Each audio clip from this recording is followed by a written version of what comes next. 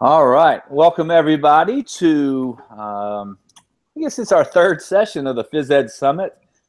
We are so happy to have everybody here and ready to go. I got a couple of things that I want to talk about before we get going into our next session on dance.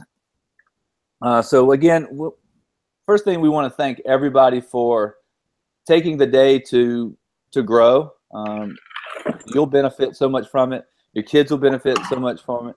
And so we thank you. We also thank the presenters, taking their time to create presentations, to share their passion for education, and just to the community itself. I've always loved the phys ed community because of how much we share and we care. A couple of reminders is that we are on Tozzle. And through Tozzle, you'll be able to ask questions. So please interact with our presenters as they move along through their presentation. They will answer questions during the presentation, but you also have some time at the end. Don't forget your badges. You can get badges as we collect, as we move through our day today together. And the last thing is we will, at the end, I will put up a Flipgrid link where you can tell us how today's presentation has impacted or will impact your classrooms this upcoming year. A great way to see what others are going to do, see what others are thinking as they reflect upon this presentation. Plus, it provides great feedback for the presenters. If you do, you'll be entered in to win a Flipgrid premium subscription for 1 year. We've got 2 of those. Thank you, Flipgrid. And see how you can use those in your classroom as well to increase student voice. Always remember that as we finish up, that every Phys Ed Summit presentation is archived on the Physedagogy website. So if you are unable to get to a presentation, they'll be archived just there for you. All right, so we are ready to go. I need to get on Tozzle, and I see that we've got a lot of folks. Thank you for introducing yourselves. So I want to introduce our presenters. We have Lara and Melanie, and I'm just going to leave it over to them because they have a great session in store for you. Good morning, everyone. Can everyone hear me? Or William and Lara? We're ready to go. Perfect. So my name is Melanie Levenberg, and I'm joined here with Lara. Before we begin, we wanted to have everyone join us on a visioning activity. So just close your eyes wherever you are in the world, and we want you to put yourself in a really huge community space in your community. And you're standing there, and you have been at that space for a little while, watching not dozens, not hundreds, but thousands of students offload on buses and make their way into the space. They're all standing there, and there's a buzz in the space. People are getting excited. The students are buzzing. The music starts playing, and all of a sudden, thousands of students start to move their bodies. They're dancing, they're singing, they're cheering. Teachers are smiling. Volunteers are smiling. You glance one side of the space and you see students who are leaders on a stage leading their peers. You glance to the other side of the space and you see bodies moving, people sweating, and you just feel the sense of accomplishment. And so that's what we are here to share with you today. It's a comprehensive school health approach to a large-scale community event, and how working together, we were able to get students active with dance. So you see that I just put a little arrow down. I don't know if some of you are following the presentation on the Tozzle, but you'll see that on the Tozzle link, if you can make your way to the Tozzle, there is a video that demonstrates that shows celebration of dance. It's called Fight Song. And so because streaming is not easy through Google Hangouts, we're just going to invite you to just check out for about a minute or so right now, and open up a separate window in your browser and just have a look and a watch. Let me do this somewhere. There's nowhere else in the house I can go. Just open that somewhere else. So open up that link and have a watch. So William, are you able to confirm that people are able to do that?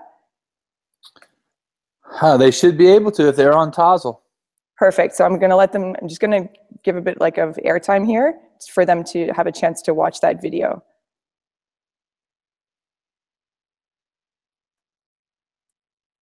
And if people can watch it, if they can just give us some. Dance with as many people, so you'll be the first. Oh yeah. Kingston. Here we go. Last dance of the day. Enjoy the sun. Can we sing along too? You absolutely can sing. Sending big waves and emotion. Half heart. Like how a single heart make a heart open. I might only have one match, but I can make it explode. You go like this. And all of my heart's open. My heart's open. My heart's open. I was saying that all tonight. It's okay for you to sing.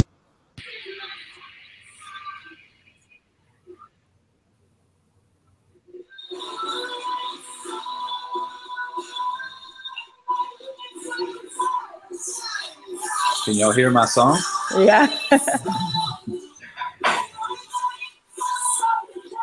So just based on what I can hear from William's video, I know that you guys have probably been able to see now an idea of what it is that we're creating.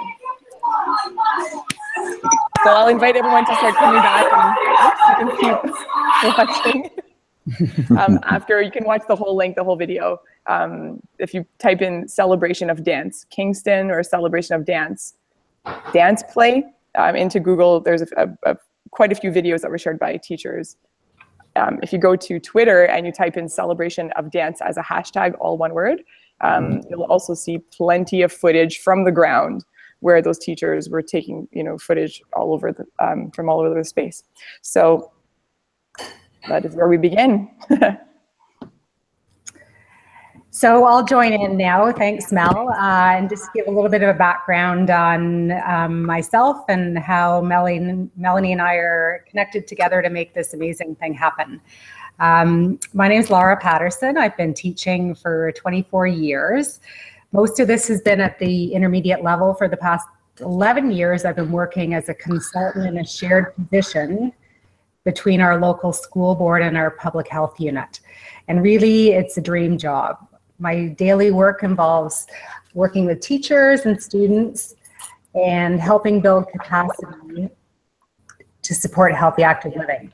And one thing I'd like to just bring up before I go on to a little bit more of what I've done is part of what's made this thing so successful has been this unique partnership that I'm involved in. So I'm a teacher who has been seconded to public health to work to support community physical activity in our schools. So I am able to work with all members of community and both school boards in our area to make physical activity a priority. I've also done a great deal of work provincially as a writer and a safety consultant through OFIA, and that's what initially brought Melanie and I together. I've worked with OASTI, which is our OFIA sister organization, to support teachers, and I was recently elected to the Board of Directors for Physical and Health Education Canada. So Mel, I'm just going to put this over to you, and then we can start talking about why everybody's here. Sure. So my name is Melanie Levenberg, and I am trained to be a teacher in the middle years, high school level, but I have since moved to a broader spectrum. I used to teach in Ontario in the French language system, and I left that teaching position to work at the Ontario Health and Physical Education Association, and that's where, like Lara said, we were able to meet. So I was a curriculum consultant there. Worked with a lot of school teachers and led some workshops. And then a few years ago, I left that position to start my own company where we bring physical literacy programs to schools using dance. So the program is called Dance Play, and now I get to work with teachers and students all over the world. We train school teachers and community partners, and we teach them how to deliver a curriculum-based program, and they then go and do that in schools with students.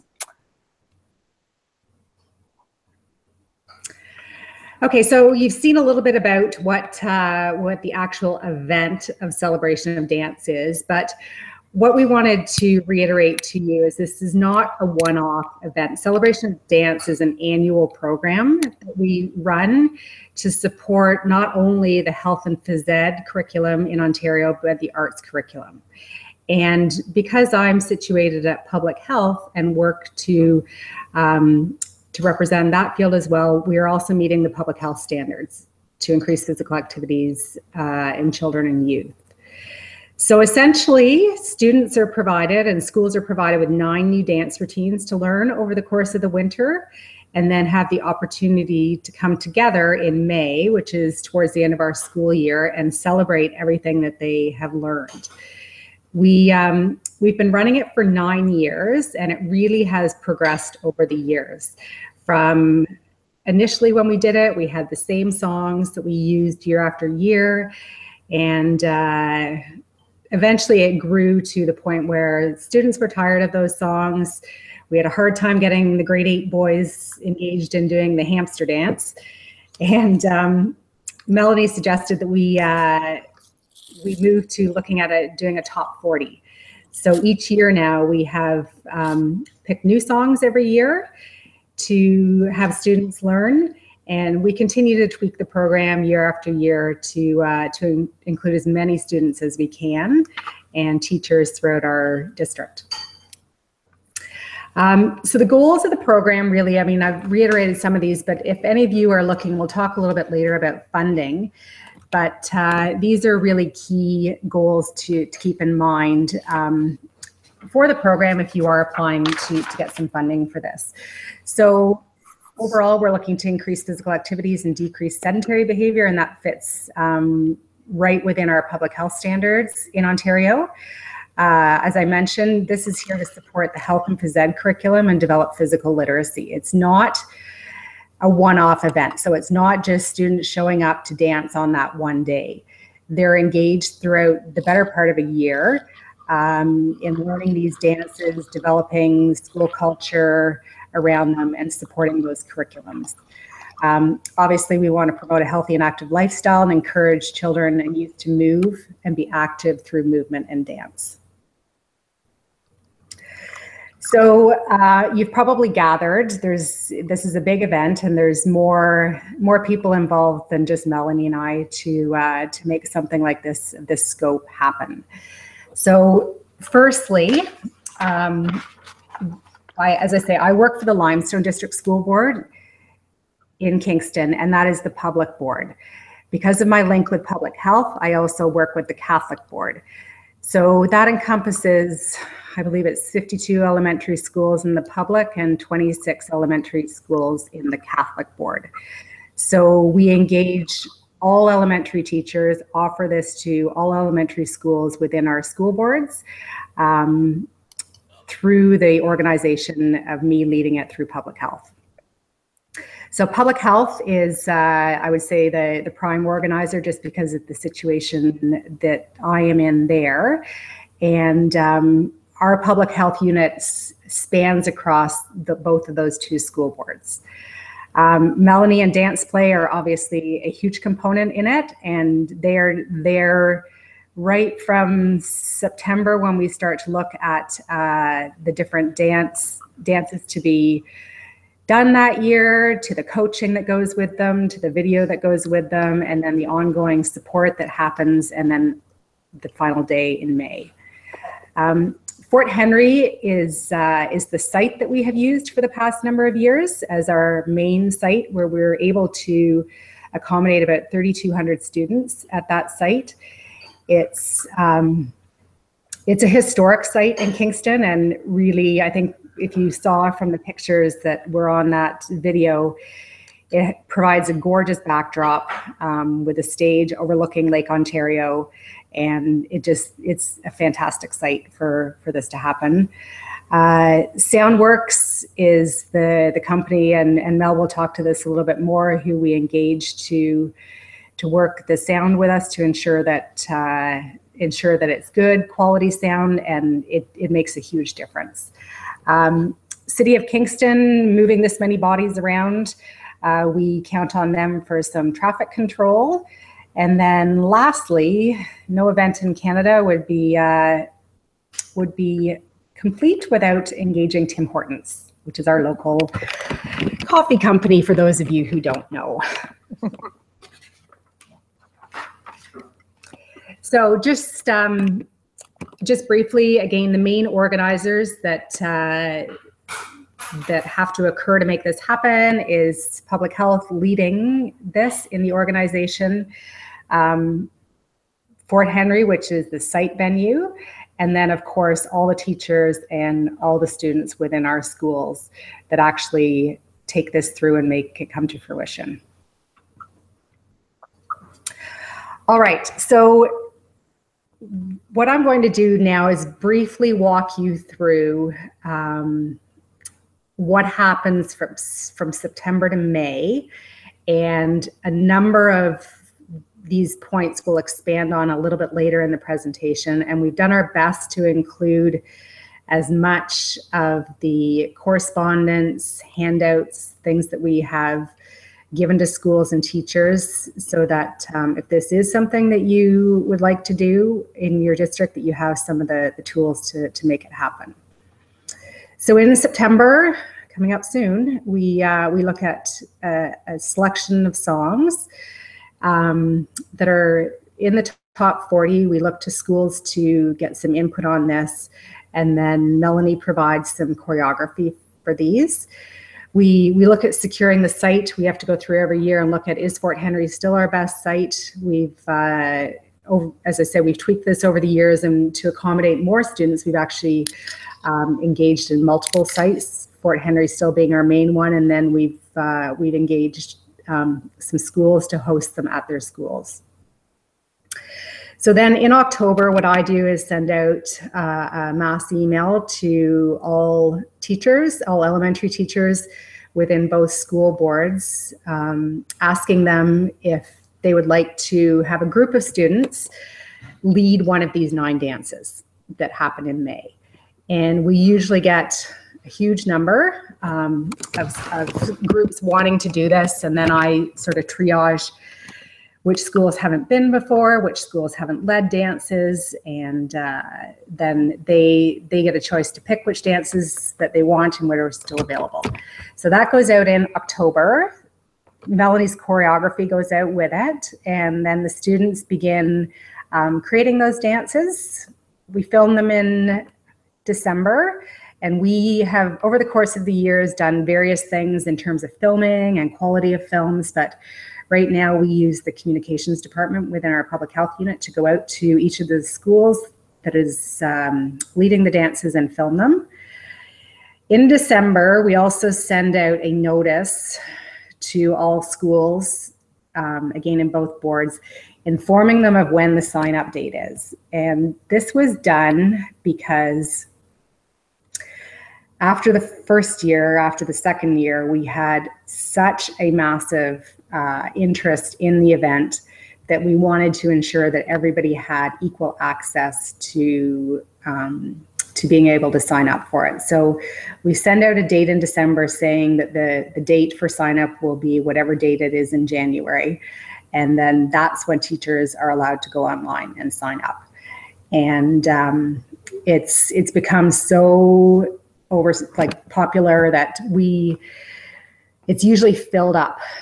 3,200 students is usually filled by 10:30 the morning of sign up. It's as crazy as teachers staying up until midnight and then hitting the send button shortly after midnight. So in January, the sign up happens. We distribute the dances that have been filmed to schools and the resources to schools. And then it's really up to the schools to start learning the dances. Mel is there to provide support throughout that time. In March, we book the stage, the police, the first aid, the coffee. Notices go to schools regarding the event, and I'll talk to more about that later. Schools book their own school buses. And this is something that you may ask around with funding later. That's the one thing that the schools do have to pay for, is their own busing to the event. We invite school board trustees, public health board of directors, and this really engages that community part. Press release goes out in May from both school boards and public health, and then it's time to dance.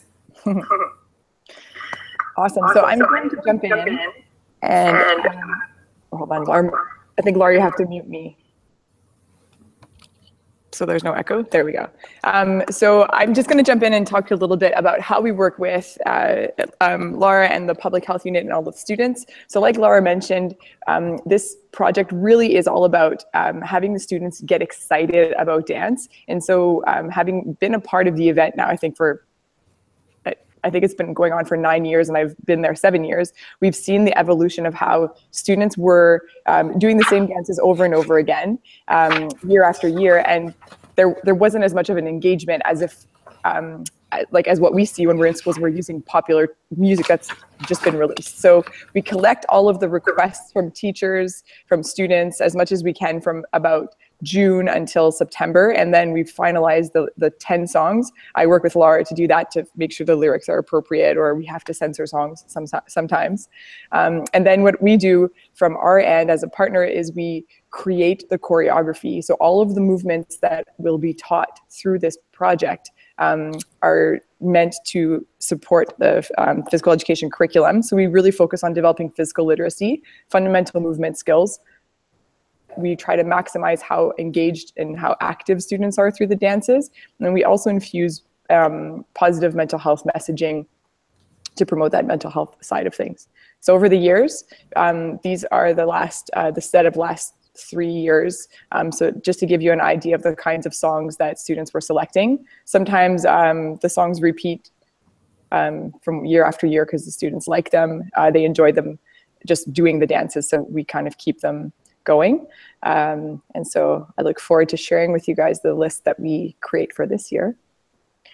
So what we then do, like Lara was saying, is that schools sign up to become the leaders that will be on stage during the event, and they'll also be on the videos that get distributed to schools. So it was really important for us and for me, just like as a project, that it's not just me on a video and the students just following this random person that they, but to have the students be leaders for each other in the school district. So Lara selects the 9 schools that will have students, and we make sure that there are not too many students in the video filming. So these groups are responsible for watching the choreography videos that I send, and then they get to, as you can see, come up with their own theme. Some of them wear their school uniform, some of them have their own outfits.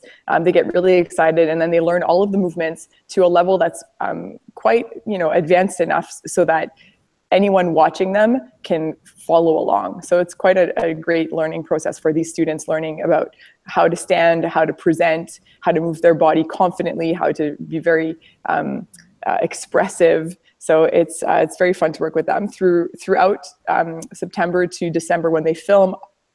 I get to Skype into some of the classrooms if the teachers feel like they don't quite understand the choreography, or sometimes because the students move around the space, we want to talk about what that looks like when you're doing a video. So we get to do some live dance sessions with the students, and it's cool for them to connect with me, who's across the country.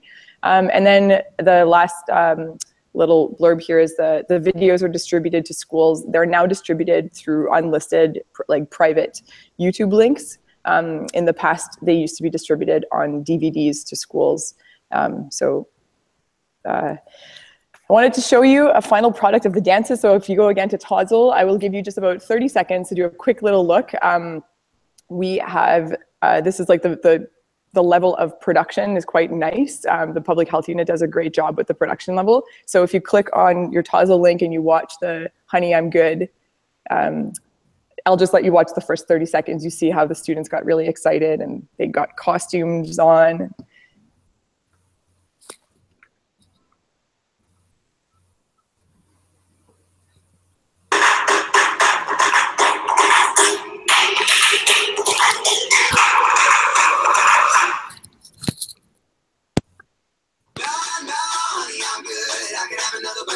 Should not, I got somebody at home.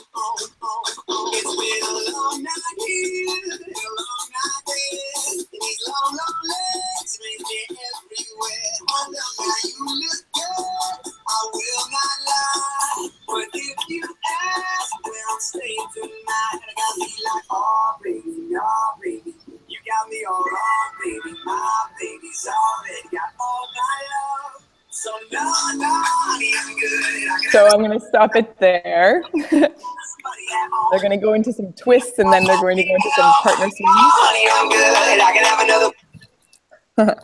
So they're going to go into some twists and some partner swings. You can keep watching that video afterwards. And if you like that video, I'm actually teaching it live in about 2 hours with the Developing Physical Literacy Through Dance sessions on the Phys Ed Summit. So you can come and dance with me in a few hours. So that was for the link. So throughout this process, this, like Lara mentioned, it's not just about creating a dance event that happens at the end of the year. Everyone shows up, dances, and leaves. We really wanted to make sure that there was a strong link to the curriculum. So we depending on the type of funding, the type of grants that were available. Lara is going to talk to this a little bit more later on, but she was able to piece together quite a range of different sizes of initiatives whenever we would go. So when I first went, I went to MC the event and lead 1 or 2 dances live while the students were performing on stage the dances that they had learned just on the videos. So it was a little bit more static. So students were just watching the stage and just watching the groups of students from each class basically dance. And so we were able to then, that's what Lara was saying, was bringing me in as a facilitator. I come in as a coach. So I'm standing on the stage and I'm telling the students, put your hand up in the sky, roll down low. And so the students are performing for their peers. It's all about the leaders being there, but I'm like a coach on the side to make sure that everyone who's at that event is actually being physically active instead of just watching a dance performance. So having that coach was a key part to the final performance. We also wanted teachers to be mini leaders as the students were learning the dances throughout the year in their classrooms. So we provided them with tutorial videos and choreography notes that they could watch to learn the dances that were being distributed in their schools. It's one of the few of the years we had school teacher workshops where we taught teachers how to develop physical literacy through dance after Celebration of Dance, so to continue the energy that was built through this event and to give them the tools to do that. And like Lara said, because it was such a popular event and we started seeing, year after year that all these schools would sign up, but it would sell out.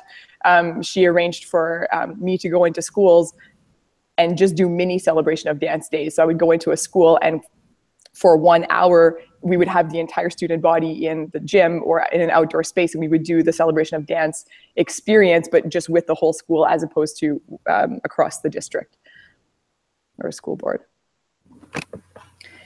Okay, so like you can probably gather, I'm the planning side of this in Kingston. As I said, location was key, main site being our historic Fort Henry, and then local schools. Melanie, I'm going to let you talk to the sound and you can flip it back to me. Sure. So the sound, one thing that's really important as you're preparing these events with dance is you can never underestimate the power of the sound. You need to have good sound systems. So some of the years when we first started, we would work with sound techs and they would be like, yeah, we have these, they're called top speakers, and they would bring like 4 of them out to a huge field. And it really, you have to work with people who understand what you need for an outdoor space, because the key thing that I can share with this is if you're planning an outdoor dance event, you need to consider that you need to have subwoofers, and that's what will get the sound driven out into the crowd and not lost. So one of the years we did the event at a school, there was no subwoofers, and it didn't matter how loud the loudspeakers were and how many we had, the sound just kind of diffused into the sky. So make sure that you have subwoofers. One of the tools that we have in the Tozzle is the quote of the exact number of speakers and subwoofers and all the sound specifications for a school site where we hosted about 2,000 students. So that's in the Tozzle. Okay, the next thing is the stage, and again, we've included that quote as well as the dimensions of the stage. When we did the filming and when we have the kids present on stage, we max it out at 9 students. That's to accommodate what is able to be seen on stage as well as what's good viewing when it's actually filmed. Volunteers, we couldn't do this without them. They assist with parking, bus greeting, supervision. We have about 28 volunteers that are organized through public health that help on that day. As I said, Tim Hortons, we provide for the bus drivers. The busing here is key. When you're trying to move around 3,000 students, we make the bus drivers park the buses and stay for the event. They're not allowed to move anywhere, which makes the bus drivers pretty angry because they would like to go and do another bus run. So we try to ease that and provide them with coffee and allow them to come and listen. The police, again, moving traffic and moving buses. And lastly, we engage the local high school students who run a emergency response program there as the first aid volunteers. So promotion, as I said earlier, we send out a save the date in December to let people know when you can register. We send out invitations to trustees and boards of health to ensure that they are there to see this event and buy into it. This year we started a Facebook group and had people share things on the group as they were learning the dances, and it provided a tool on the day to be able to live feed this through Facebook Live. And again, media release, we get lots of media attention because this goes out through multiple media sources. And those have all been included for you. So the communications, we thought this would be helpful for you. As I mentioned, a lot of this goes out in March, and what's been included here, it's all emailed to teachers, the point teachers at the schools in March, and includes details for the day. There's a sample permission form in there so that all schools have to do is fill in the blanks for their school. It also includes at the bottom of it a sign off for freedom of information, which is allows students to be filmed, allows students to be media engagement and so forth. We do it as a passive consent, so unless a parent does not want their child in it, all children are able to be photographed. Public health, we include the sun safety, the hydration importance for the day. We include a bus driver memo for teachers to give to the bus drivers, showing them the map of where they need to park and the expectations that they will stay there for the event that day. So the event actually starts at around 11 each year. Buses begin arriving at 10, and it takes us, or 10:15, sorry, it takes us that amount of time to get kids off the buses into the fort. And when they're in there, the music is pumped, kids are moving, and there's just that energy as soon as they walk in. We use our volunteers to go on each bus and give a quick speech as to what needs to happen, what needs to get left on the bus, what needs to go through. We've included that for you on the Tozzle. We begin the day with 11. At 11, we have the directors of education from both school boards and our medical officer of health do the greeting from both boards and public health. And that's really powerful to have those big name people there doing that. Mel then basically takes over and MCs the event, and I've included the speaking notes that we give her for the day to keep the day moving and the logistics of it. As I said, no buses move. We have coffee, signages for the schools they provide on the buses for themselves so that they know which bus to go back to. Toilets at this site are there, so it wasn't something we had to consider. But when you have that many kids at a school, the sites that we've done there, we've brought in porta potties to keep that numbers of students out of the school. First aid, thankfully we haven't had to use it too much, but we have that there as well, and we engage community members and put the invite out to parents wanting to attend. So as I said, the media release usually goes out. We get lots of media attention with that many students in one place. One important thing when you're doing something of this scale, media usually shows up about 2 minutes before the whole event starts and wants to talk to, of course, everybody who's involved in it at that point. So just making sure that you've got a point person who's going to speak to media. Media always like to talk to students and teachers as well. So just having that organized ahead of time helps facilitate that last minute rush. We do have photographers and videographers that we've changed over the years, depending on who's available. It's not something we've paid for. We've used students. Last year we used a parent. It's great to have those things afterwards from someone seeing it on the ground. And so I wanted to just hop in here and just really acknowledge the awesomeness of the experience that this is for students. So these photos were taken to kind of show how big the event is, and also how, you know, pretty significant this is for students when they are learning these dances to be on these videos. You know, they're preparing in October so that they get filmed, and then, you know, all those videos goes out to all of the students in their district, and then they get to come and be on stage.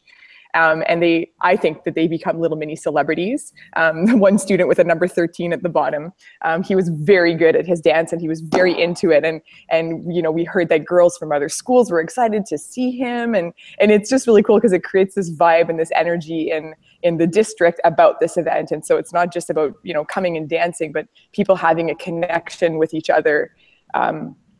Each school comes on stage and they, you know, they represent their school. People cheer, they cheer for each other. And it's just a really, really, it's a really cool thing that they get to experience. The students on stage have to learn about performance. They learn so many things. They, you know, have to be able to work together as a team. They have to learn their choreo, their moves. They have to learn where to stand.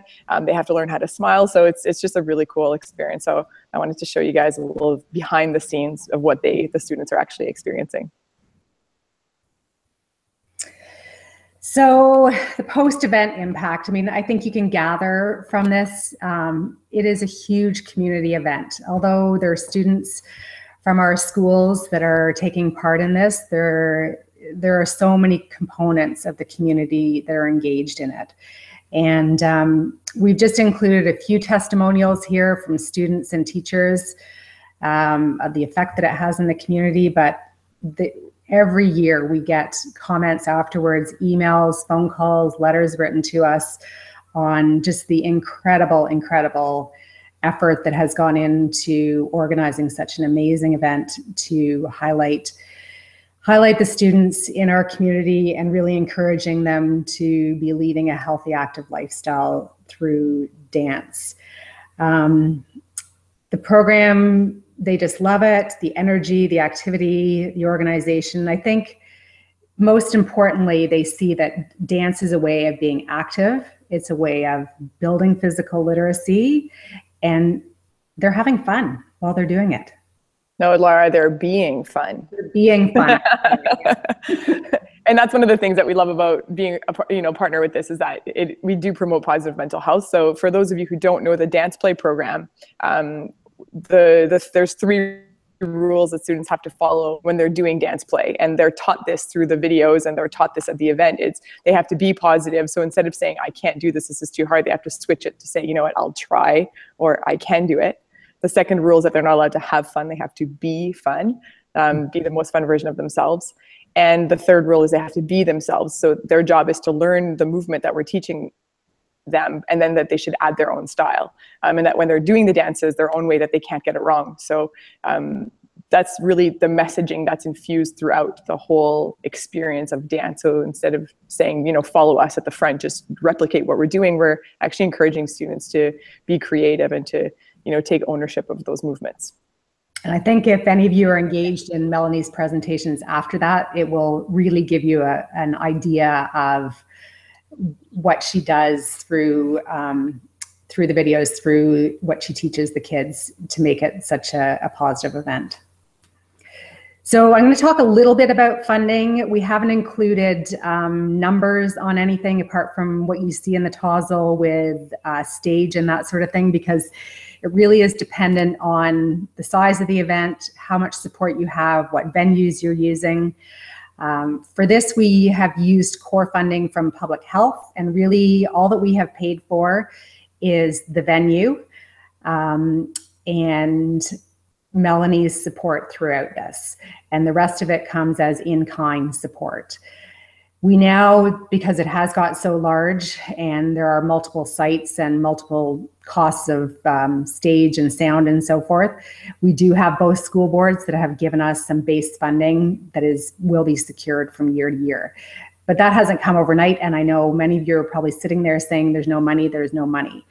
But what they have seen over the years is the incredible impact that this has made on students' lives, their mental health, and their levels of activity. So I always tell people when they say there's no money, especially in health and physical education, we have to be creative in looking to funding sources elsewhere. So is there money in the physical and health education budget? Is there money in the dance and arts budget? There's lots of money in Ontario right now in mental health. So how can we tap into that money? Is there money in outdoor education? Again, in Ontario, lots of money going into anti-bullying and student success. So how can you access some of this money to support the positive part of health rather than dealing with the negative part? And then what we do over the years, we look for community grants as wherever they are, and that supports all the extra programs. If we have Melanie for Longer, the running at the teacher workshops, that is what has supported that. So hopefully what you have got from this presentation, if you are looking for money, would be able to support you in writing some of those grants. Definitely. And I do want to mention here that 2 years ago, the Kingston community received a grant through Healthy Kids, Healthy Communities, and that we were able to come in centered around celebration of dance and run a dance play instructor training. And the idea there was to build local capacity for teachers in their schools to coach dance from a purposeful place and become dance play instructors, but also for it to not just be me that comes in and flies across the country every time, although I love it and I would do it gladly every year. I think it's really important for the local teachers and local instructors to be recognized on that stage. So it's a bittersweet transition that's happening, but I'm so proud that our local instructors next year will be the ones on stage as opposed to me, because they're the ones who are going to be leading this event, and so that we can continue to find new communities and keep expanding and growing leaders in other places that can also have this this impact. So that was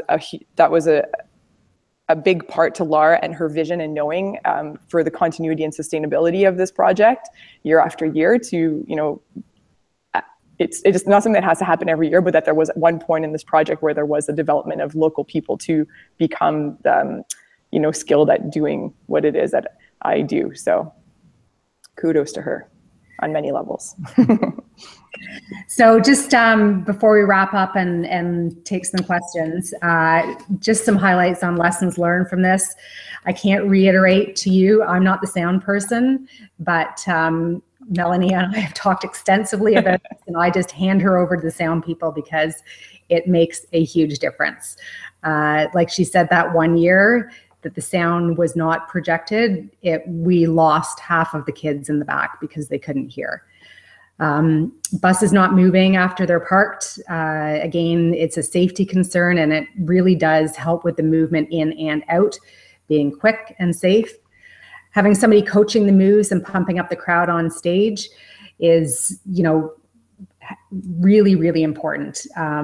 letting the kids do their thing, the ones that have learned the dances, and perform, while having somebody doing the rah-rah and giving the cues to the students in the audience to be able to be engaged. Volunteers are critical. The more you have, the better. That we place them at a variety of different spots throughout the venue, and they're there to help and guide and answer questions. We usually have the orange vests on them so that they're easily identifiable. And then just again, securing that core funding from the site, the sound, and the facilitator. And the rest of it on top of that is gravy. So to you, we ask now, are there any questions about the project, about any aspect of the planning, the approach we took? Or have we sparked any ideas and activations for you in your community? And is there anything we can advise on? So if you have any comments, questions, please feel free to use the Tozzle link and pop some questions in there, and we've allocated some time to answer those. Yeah, ladies, that was very thorough. That was one of the comments on Tozzle. Very thorough, and just step by step the process that you went through to create a phenomenal event. I even marked a couple places where it's just the advocacy piece that this shows for physical activity, dance, physical education, the arts, to the community. You know, I think we do a lot of great things within our gymnasiums, within our classrooms, but be able to take something like what we do in our classrooms and bring it out to the community is just a great way to show the importance of physical activity, physical literacy, and having fun doing it. It looks like such an awesome event. Thank you. We definitely have a good time doing this. It looks like it. Definitely looks like it. Well, I even mentioned the fact that, you know, just putting on something like this, it's great to have, even if you do something else in a large scale like this. I mean, you've dotted every I, crossed every T. I mean, down to the porta potties. You know, kids always got to go to the bathroom. To the buses, to the police. Okay. On the note of the porta potties, we learned the first year, you don't tell students where the bathroom is. Yeah. Of course not. Never. Because we had 3,000 students wanting to go to the bathroom all at once. Wow. Yeah, I think y'all were so thorough. I'm not sure that there are any questions, because that again, kudos to just the attentiveness to all the details, because we all know when you're dealing with students and even in a small scale, you don't pay attention to the details. You're setting yourself up for disaster. And I know this will be a great resource for people to come back to and really just pinpoint a checklist that they'll need to complete in order to have such a successful event like y'all have created, for sure. I think too, our contact information's on there, so if questions come up or sparked later, that they can reach out to Mel or I. Okay. Definitely. And we've got the dance play hashtag or the Twitter handle. So we do a lot of promotion of the event through Twitter. And so we'll be releasing the list of songs for this coming year, and just kind of, you know, stuff that's happening with Celebration of Dance throughout the year. So that's a good way to connect with us. And also the Kingston and Lara's Twitter. Lara retweets our Celebration of Dance. She's on Twitter just once a year to retweet Celebration of Dance. There you go. But it's a good, yeah, that's a good spot to be in the know of what's happening with it. And if any schools are ever interested in learning about like developing dances and getting some ideas from dance play, we can work with students. They send us the songs, we create the dances, or we have resources that they can just use. So that's all being presented on the other sessions today. So if anyone's interested in that kind of material, like the actual dances and what what does dance develops physical literacy? What does that even mean? I'm doing a workshop at 12 o'clock Eastern on developing physical literacy through dance. And then at 1 o'clock, just 5 dances that you can do with your students to get them active this year. So lots of content through the Phys Ed Summit. Awesome. So we will see you later today. And ladies, I just again want to express our gratitude towards your time, one, for impacting your community and your kids in such a positive way, and then sharing that experience with the Phys Ed community. Truly, truly appreciate that.